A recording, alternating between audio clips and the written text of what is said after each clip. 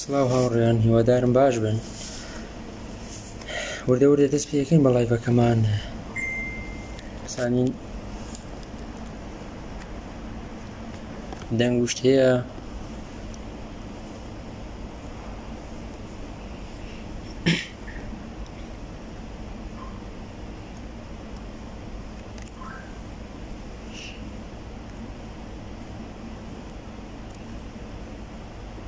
سڵاو هاوڕێیان، بەخێر بێن.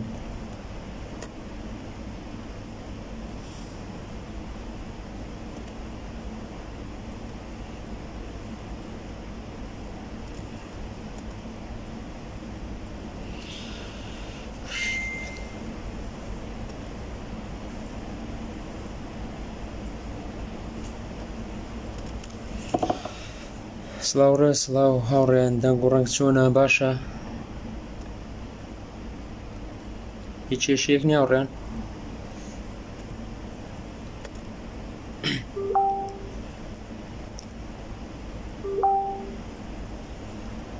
زۆر باشە هاوڕێیانی ئەزیز، هیوادارم هەمووتان باش بێن، بەخێر بێن سەر و سەرچاوانمان. با کەمێک بۆستین کۆمەڵ هاوڕێتریش بێت، ئیتر وردە وردە دەست پێکەین. دەنگەکەم تەواوە، یاخود دەنج خۆم زیاد کەم ببوورن گۆرانیشمان بۆ لێ نەداون جارێ وەکو خەڵک هیدی.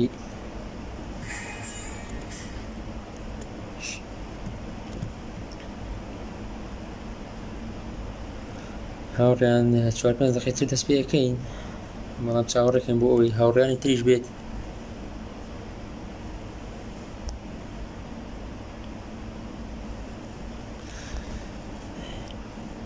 کاک ئەحمەد عیسا براجان، بابەتەکەمان لەسەر نیۆلیبرالیزم و لێکەوتەکانی لەسەر کۆمەڵگەی کوردی. هەڵبەت بەهۆی ئەوەی یەکەم جارە وەڵای بوشتە بکەمەوە، ڕەنگە باش لێم نەزانی بێت، یەکسەر کردمەوە ناونشانەکەم نەنووسی، ئەبوایە بینووسم هەر چۆنێک بێت.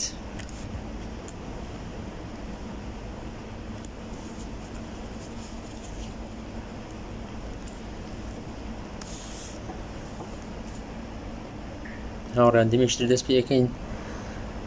هەموو لایەک بەخێر بێن، سەر و سەرچاوانمان. هیوادارین بابەتێکی باش پێشکەش بکەین و کۆمەڵی وردەکاری لەسەر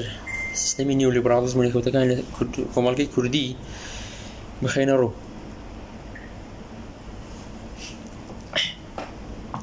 هیوادارم هەموو شتەکان تەواو بێت، یەکێک ئاگدارم بکاتەوە ئەگەر بێت و دەنگ تەواوە، وێنە تەواوە، دەست پێکەین.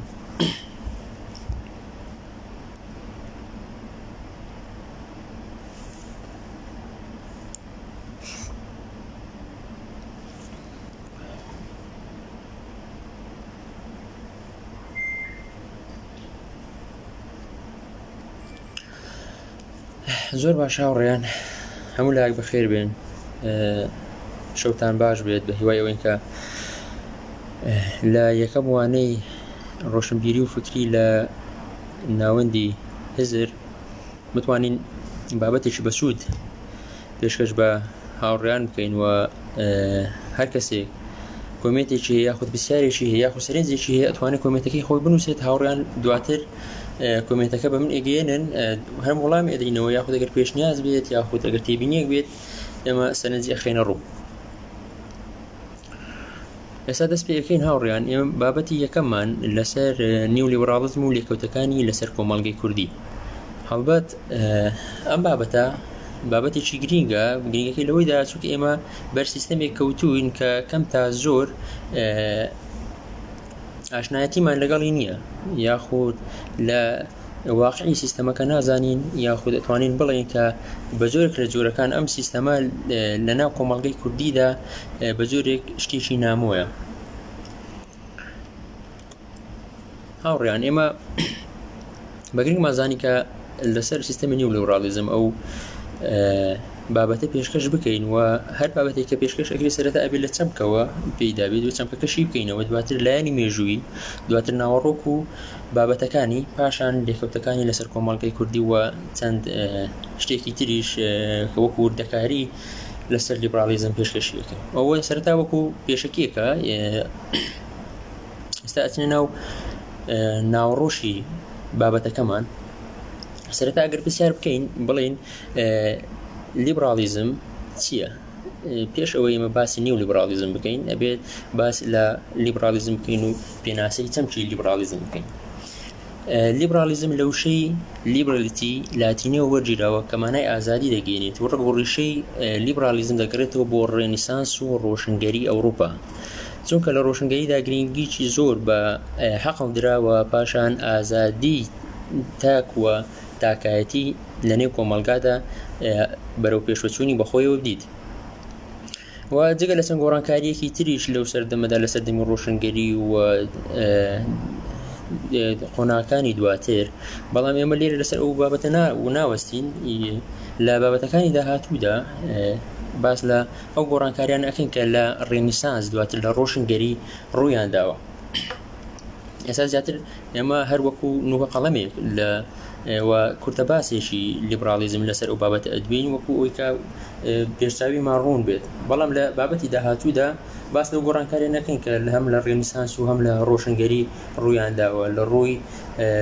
فەلسەفی، لە ڕووی سیاسی، لە ڕووی ئابووری و کۆمەڵایەتیەوە.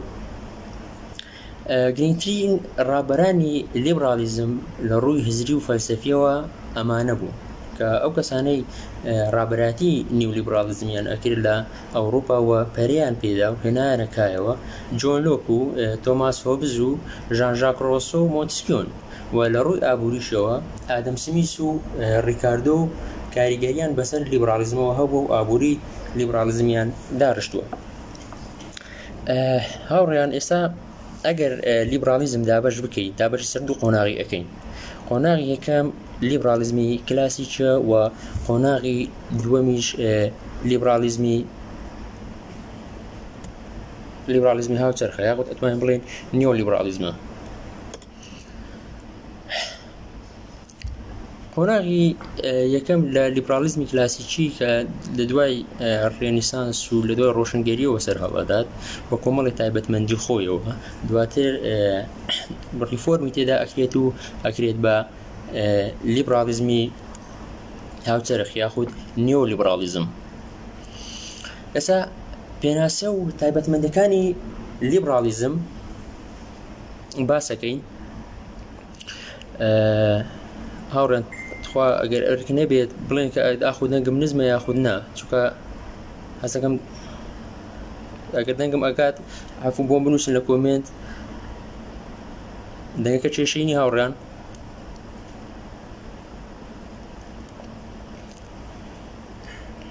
هاوڕێیان تەواوە کێشەی نییە. ئۆکەی ئەندا سۆش هاوڕێیان. پێناسە تایبەتمەندەکانی لیبرالیزم چی؟ لیبرالیزم ئایدۆلۆژیایەکی سیاسی و ئابووریە کە جەخت لەسەر بازاڕی ئازاد و تاچی ئازاد و سکۆلاریزم و کۆمەڵگای مەدەنی دەکات. ئەو وەکو کورتە پێناسەیەک یاخود وەکو یەکێک لە تایبەتمەندیەکانی نیۆلیبرالیزم کە نیۆلیبرالیزم تەواو پشتگیری لە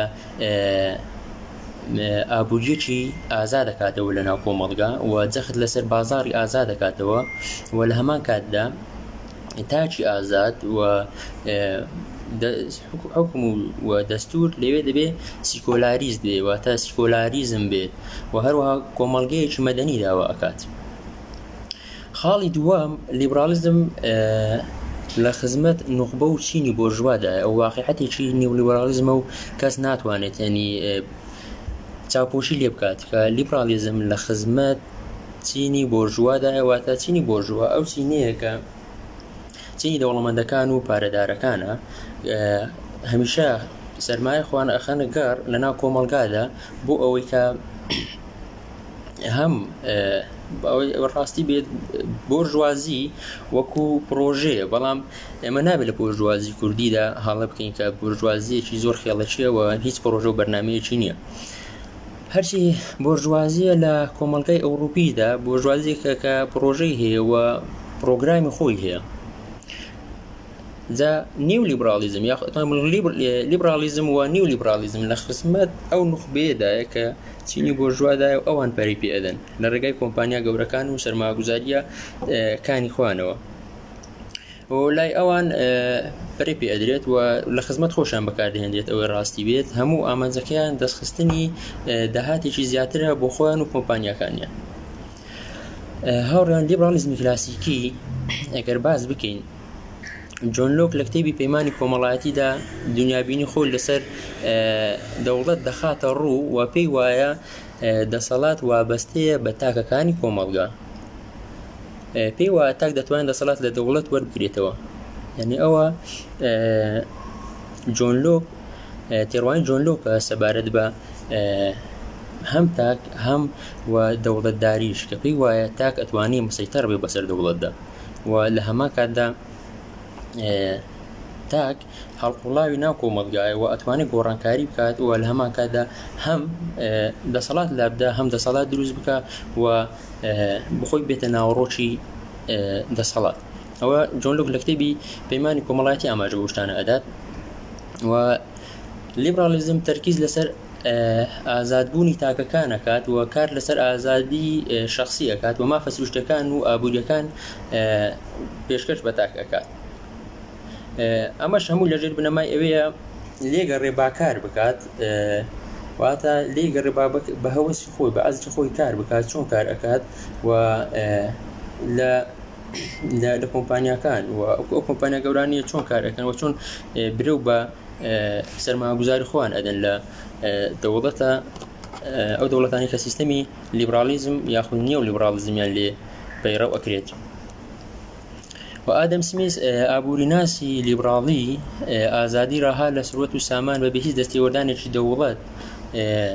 دائنێ لە لیبرالیزم وەوا پێناسەی ئەکات. دوو خاڵی گرنگ هەیە لە لیبرالیزم ئەوش لێی گەڕێبا کار بکات لێی گەڕێبا بڕوات یعنی ئەوە دوو بنەمایە دوو بنچینەیە لە لیبرالیزم کە ئەوێت بەو شێوەیە تێڕوانی خۆی بەرامبەر بە کۆمەڵگا بەرامبەر بە ئابووری بەرامبەر بە سیاست و بەرامبەر بە مافەکانی مرۆڤ لەناو کۆمەڵگادا. هاوڕێیان ئەو کورتەپاسێکی لیبرالیزم بوو بەگشتی وەکو ناساندنێک ئێستا ئێمە دێین باسێکی لە نیو لیبرالیزمەکەن و نیو لیبرالیزم چۆن دروست بوو و چۆنی گەشەی کرد. دوای ئەوەی کە سەرمایه‌داری لە فۆرمی لیبرالیزمدا تووشی قەیران دەبێت و ناتوانێت خۆی لێ نەجات بدات واتە تووشی قەیران دەبێت لە شێوەی لیبرالیزمی کلاسیکیدا لە سێکانی سەدەی ڕابردوودا ینی بێبازاری و قەیرانێکی زۆر تووشی سەرمایه‌داری بوو کە ئەمە وای کرد ئەو سیستەمەی کە هەیە پێی ئەڵێن لیبرالیزمی کلاسیکی تووشی قەیرانێکی زۆر ببێت و وا بکات ئابووری لیبرالیزم دابڕوخێت و هەروەها بەهۆی ئەوەی کە بلۆکێکە بوو یاخود پارتە چەپەکان و سوسیالیستەکان و ڕۆتی ئایدۆلۆژیای سوسیالیستی و کۆمۆنیستی لە بربەرەکانێدا بوو ئیدی کە وای کرد کە ئابووری لیبرالی یاخود بیرکردنەوەی لیبرالی بەرەو نشوست بێت و تەنانەت تاوەکو ئەوە چووکە لە زۆربەی وڵاتەکان کە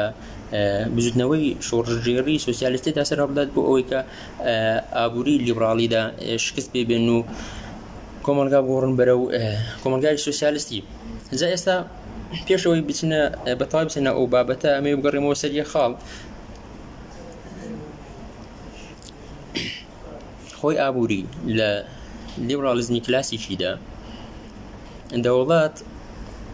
ینی پاشەکشەیەکات لە خزمەتگوزاری لە زۆربەی شتەکان و لێ ئەگەڕێت کە کۆمپانیاکان بە هەوەسی خۆیان یاخود بە شێوازێکی بەڕەڵایی یان بە شێوازی دەستکراوە و فراوان سەرمایه‌گوزاری خۆیان بخەنە کار و پارەکان و ئەو پرۆژانی کە هەیە جێبەجێیان بکات و دەوڵەت واز لە خزمەتگوزاری گشتەکان بێنێت ئەوەی هەیە بۆ کۆمپانیاکان بێت و ئەرکەکە لەسەر کۆمپانیاکان بێت. ئەو لە لیبرالیزمی کلاسیکە دەوڵەت لەو هەموو خزمەتگوزاریانە کشایەوە تەنها کۆمپانیەکان هاتنە پێش ئیدی بەهۆی ئەوەی کە لە سێکانی سەدەی ڕابردوودا بێبازاری دروستە بی وەروە قەیران تووشی سیستەمەکە و سەرمایه‌داری ئەبێت ئیدی وا ئەکات کە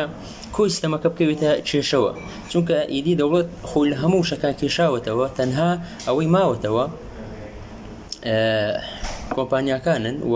ئەو چینی بۆ ژوایە کە ئیدیکە قازانج نەما ئەوانش خۆیان لە خزمەتگوزاریەکان و لە پرۆژەکان و لە هەموو شتان ئەکێشنەوە و ئەشەکەن کە باجی زیاتر بخەنە سەر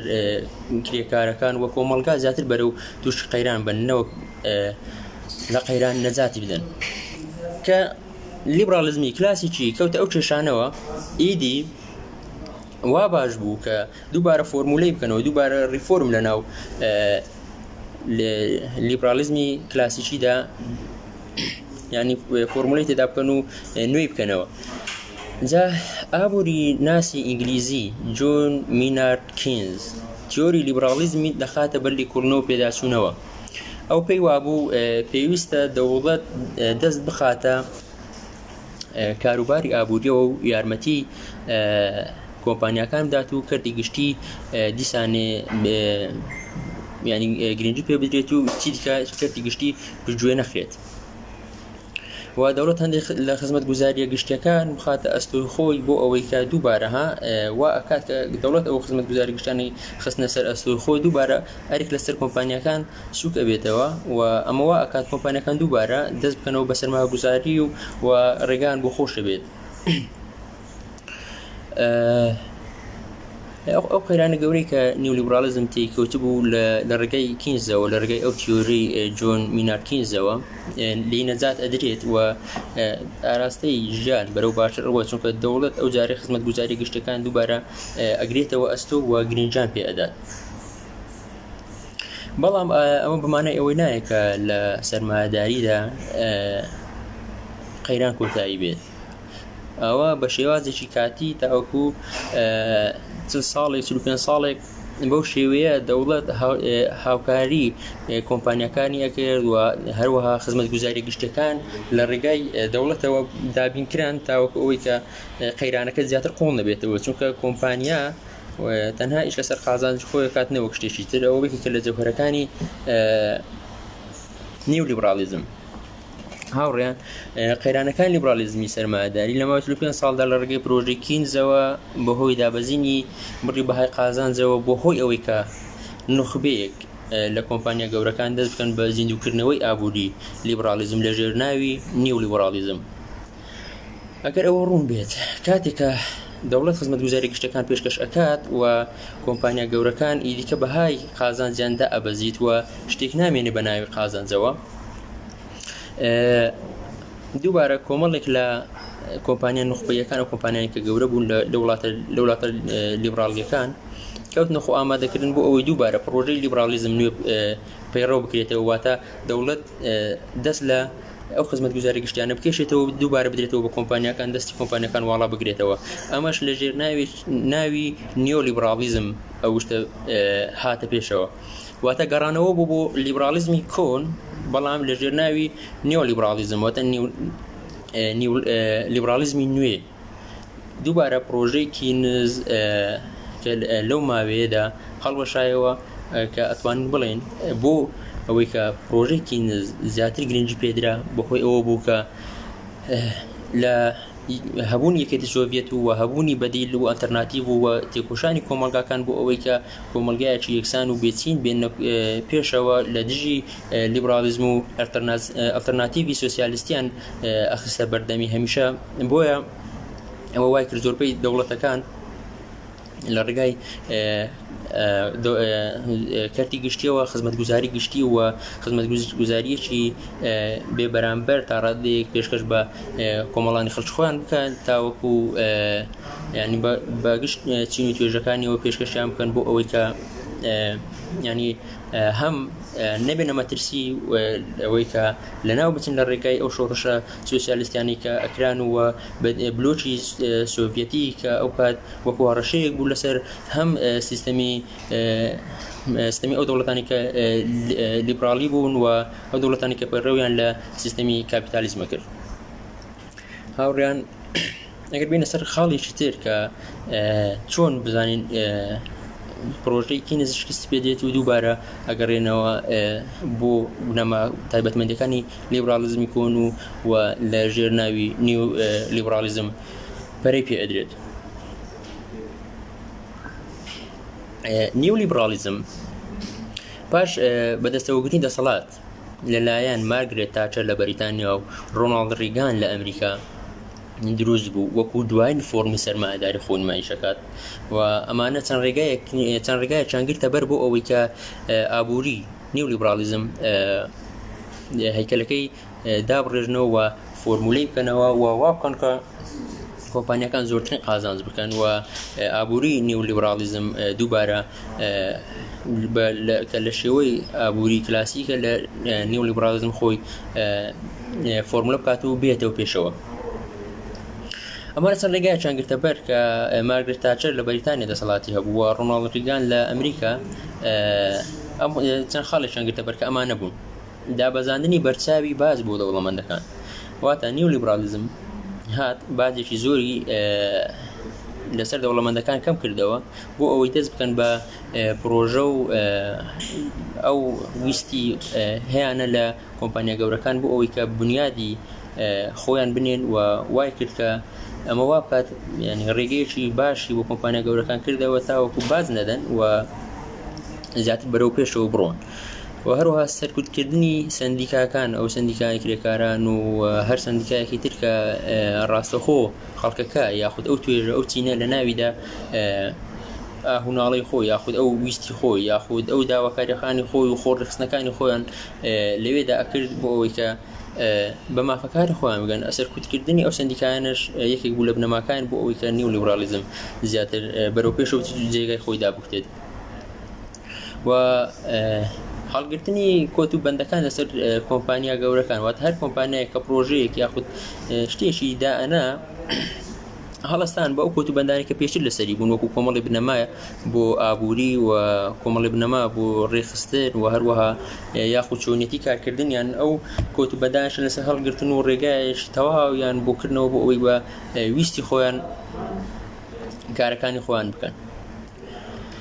وایەکیشتر لە خاڵەکانی نیو لیبرالیزم و ئەوە بوو کە بە تایبەتکردن و پەنابرنە سەرچاوە ڕکابەری دەرەچەکان لە کەرتی خزمەتگوزاری گشتیدا.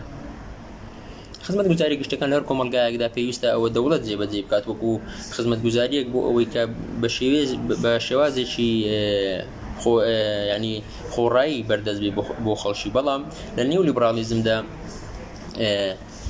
بەنان بردە بەر ئەوەی کە لە ڕێگای جێبڕچی دەرەچەکانەوە ئەو خزمەتگوزاریانە پێشکەش بکرێت و لە ڕێگای کۆمپانیا دەرەچەکانەوە بێنە ناو کۆمپانیایش بۆ ئەو خزمەتگوزاریە گشتێنە ئەو کۆمەلگای بەڕێوە بنەوە واتە دەوڵەت ئیدی ئەکشێتەوە و حکوومەت ئەکشێتەوە لەوەی کە خزمەتگوزاری پێشکەش بکات بەڵکو ئەو کۆمپانیاکانن دێن ڕکابەری ئەکەن لەسەرەوەی کە چۆن خزمەتگوزاری گشتەکان کە ڕاستەوخۆ پەیوەندیان بە ژیانی خەڵکەوە هەیە پەیوەندیان بارودۆخی ئابووری و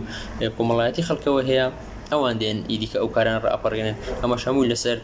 ئەرشی خەڵکی هەژارە هەڵبەتە لەسەر کۆی کۆمەلگایە نەوەک ئەرکەکە ناکەوێتە سەر دەوڵەت بە شێوەیەکی گشتی. هەروەها لە ڕێگەی بانکی نێودەوڵەتی و سندوقی دراوی نێودەوڵەتی و ڕێکخراوی بازرگانی نێودەوڵەتیەوە سیاسەتەکانی نیو لیبرالیزم لە زۆربەی زۆری ناوچەکانی جیهان سەپێندرا. ئێمە باس لە ئەو ئەکەین کە بانکی نێودەوڵەتی و سندوقی دراوی نێودەوڵەتی و ڕێکخراوی بازرگانی نێودەوڵەتی چۆن لە ڕێگای ئەو دەوڵەتە گەورانەوە هەوڵ دەدەن لیبرالیزم بە هەموو شێوەیەک بەنە هەر کوچەکۆڵانی هەر وڵاتێک جا ئەو وڵاتە هەژارە دەوڵەمەندێک بەلانەوە گرنگ ئەوەیە ئەوان بتوانن سەرما لە هەر شوێیەک بێت کۆی بکەنەوە لە پێناو خزمەتی خۆیان.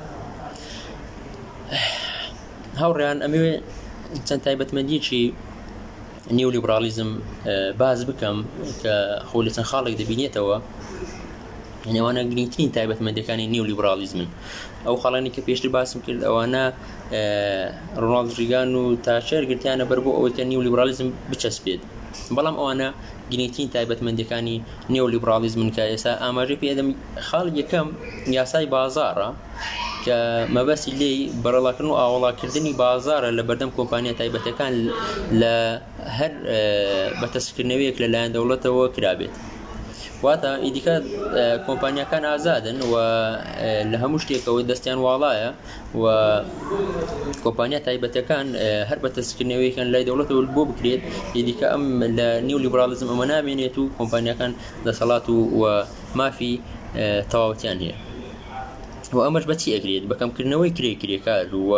بێدەسەڵاتکردنی سەندیکای کرێکاران و جڵە و گرتنە دەستی نرخ لە پێناو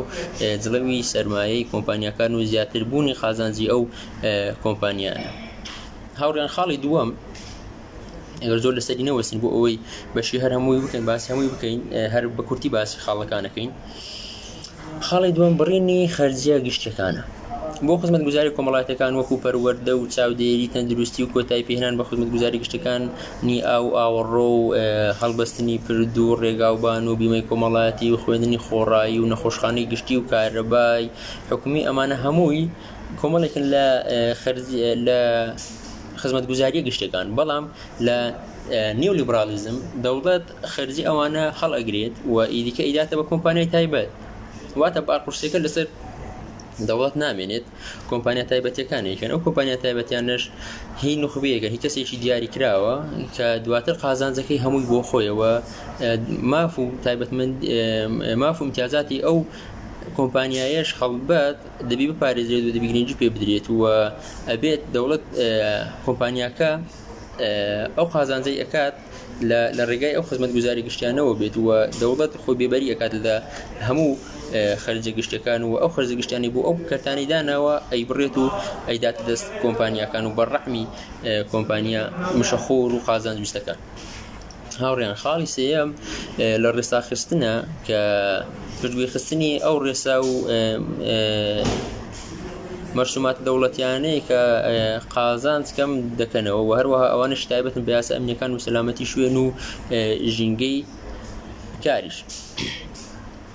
خاڵی چوارەم بە تایبەتکردنە کە ئەمە یەکێکە لە خاسێتە هەرە گرنگەکانی نیو لیبرالیزم و یەکێک لە ئەو خاڵانەی کە نیو لیبرالیزم زۆر تەکیدی لەسەرەکاتەوە. ئەویش بە تایبەتکردن و خەسخەسەیە، واتە فرۆشتنی کۆمپانیا دەوڵەتیەکانە و کاڵاکان و خزمەتگوزاریەکانە بە سەرمایە گوزارە تایبەتەکان کە ئەمانە ئەگریتەوە. بانکەکان، پیشەسازی سەرچەکان، ڕێگای ئاسن، سامانە سروشتەکان و هەموو جۆرەکان بە هەموو جۆرەکانی وەروها قوتابخانە و نەخۆشخانە و تەنانەت ئاوی خواردنەوەش ئەمانە هەمووی بە تایبەت ئەگرین و لە ڕێگای کۆمپانیاکانەوە هەوڵ ئەدرێت کە بۆ کۆمەڵگا بۆ گشت چین توێژەکانەوە دابین بکرێت. واتە دەوڵەت خۆی لێ بێبەری ئەکات ئەوەی هەیە کۆمپانیای تایبەتە و بە خەسخەسەکردنی هەموو ئەو خزمەتگوزاری گشتیانی و ئامانج لە مەکۆکردنەوەی سامانە لە دەستکەمینیەکی دەسەڵاتدار و چینێکی کۆمەلگا کە چینی بۆرژوازی و چینی پارەدارە. ئەم چینە کەمینەیە لە کۆمەلگادا، بەڵام زۆربەی دەسەڵات و زۆربەی ئابووری لە دەست ئەمانە کۆکرێتەوە کە ئەمە وا ئەکات جیاوازێکی چینایەتی گەورە و کلینێکی گەورە لە نێوان دوو چین دروست بێت بەهۆی ئەوەی کە نیو لیبرالیزم هەموو دەسوڵایەکی بۆ کردوونەتەوە و ڕێگەی داوە ئەوەی بیانەوێت بیکەن لە ڕێگەی کۆمپانیەکانەوە. پێنجەم هەڵگرتن و لابردنی چەمکی بەرژەوەندی و سوودی گشتیە، یانیش کۆمەڵ و کۆمیونیتی و دانانی بەرپرسیارەتی تاکە کەسی و خولانەوێ لە دەوری سوودی تاکە کەس. هاوڕێیان ئەم خاڵە مەبەستی لەوەیە کە ئیدیکە شتێک نامێنێ بە ناوی بەرژەوەندی گشتی و سوودی گشتی. ئەوەی هەیە تاک تاوەکوچوو ئەتوانێت سوود بکە و تاک چۆن خۆی لەناو ئەو سیستەمەدا ئەبینێتەوە. نیو لیبرالیزم هەر وەکو یەک لە خاڵەکان باسمان کرد کە ئەوەیە گرنگی بە ئازادی تاک ئەدا، ئازادی تاک لە ڕووی هەم کۆمەڵایەتی و هەم لە ڕووی ئابووریشەوە، بەڵام زیاتر ئەوەی جەخت لەسەر ئەکاتەوە ئابووریەکەیەتی. کاتێک تۆ کۆمەڵگا و سوودی گشتی و بەرژەوەندی گشتی پەکە خەی لە پێناو تاکدا، ئیدیکە مادەپەرستی و سەگاکاری دێتە بۆ ڕێوە. ئەو تاکە هەمیشە وەکو یعنی خۆی لە سوودی گشتی و لە کۆمەڵگا بەرزتر ئەبینێت و بەرپرسیارەتی ئەو لەسەر کۆمەڵگا هەرتەنها ئەوەی کە چۆن خازانجەکات و هیچ بەرپرسیارەتیی تری نییە لە ڕووی ئەوەی کە خەڵک چۆن ئەژیت کۆمەڵگا چۆن ئەژی و ئەو هاوبەشی نییە لەگەڵ خەڵکی تردا چونکە ئەوەی پێی وایە بە شان و ڕەنجی خۆی کۆ کردوێتەوە و هەر کەسەی بۆ خۆی بۆیە نیولیبرالیزم هەمیشە دژی ئەوەیە کە هاوبەشی هەبێت هەمیشە دژی ئەوەیە کە سوودی گشتی هەبێت ئەمانەش کۆمەڵی خاڵ بوون لەسەر نیولیبرالیزم بە کورتی لەسەر هەندێک خاڵ وەستاین تاوەکو ئەوەی کە باشتر ینی نیولیبرالیزمان بۆشتی بێتەوە لە ڕێگەی چەند خاڵێکەوە هاوڕیان ئەگەر هەستەکەم کات زۆر کەم ماوە بەڵام حەزەکەم ئەو بابەتەش باز بکەم ینی هێشتا بابەتترمان ماوە ئەو بابەتەش لێ ناپەڕێنین قەیرانەکان و لێکەوتەکاری نیولیبرالیزم لە زمانی ژمارەکانەوە ئەمە کۆمەڵی سەرچاوە و ئامارە کە بۆ هۆی نیولیبرالیزمەوە سەری هەڵداوە لە کۆی دنیادەوە هەم ئەمێ ئاماژە بۆش بکەم کە لیبرالیزم و ئیمپریالیزم دوو شتێن بەبێ ئەکدی هەڵ ناکەن نیولیبرالیزم لەر کوێ بێ ئەو ئیمپریالیزمی لەگەڵا لە ڕێگەی ئیمپریالیزمی نوێوەکە زیاتر خۆی لە ئابووریدا جەخت دەکاتەوە فۆرمولەکە سەرچاوەقیەکان لە بەرزبوونەوەی ڕێژەی بێکاری لە وڵاتانی ئیمپریالیستی دەبینرێت کە لە 10 ملیۆن بۆ 50 ملیۆن و زیاتریش بەرز دەبێتەوە ئامارە ڕسمیەکان سەرجەمیان ئاماری حکوومەتەکان و سەرجەمیان ساختن لە وڵاتی جیهانی سێیەم لانی کەم 500 ملیۆن بێکار بوونی هەیە جیهانی سێیەم خۆتان زانن کە زۆربەی وڵاتانە هەژارنشینن و زۆربەی وڵاتانە لەلایەن ئیمپریالیزمی ئەمریکا و ئیمپریالیزمە وڵاتانی تری داگیرکارەوە دەستیان بەسەرداگرتوون ئەوەی یەکێک لە ئامارەکان ئەوەیە کە ئێرنست مەندڵ لە کتێبێکیدا باسی ئەو ئامارەی کردووە 500 ملیۆن بێکار لە وڵاتانی جیهانی سێمدا هەیە و ئەگەر چاوێک بە ئامارەکانی هەژاری لە جیهانی سێمدا بخشێنین دەبینین لە چ کارە ساتێکدان بەپێی ئاماری نەتەوەی گرتوەکان لە نێوان ساڵانی 1980 تا ساڵی 1990 نزیکەی 6 وڵاتی جیهان بە ژمارەی دانیشتوانی 800 ملیۆن کەسەوە کەمبوونەوەی بەرچاویان لە سەرمایەی بەرهەمهێنانی ناوخۆدا هەبووە لە وڵاتانی هەژار ئەم کەمبوونەوەیە لە نێوان 30 تا 50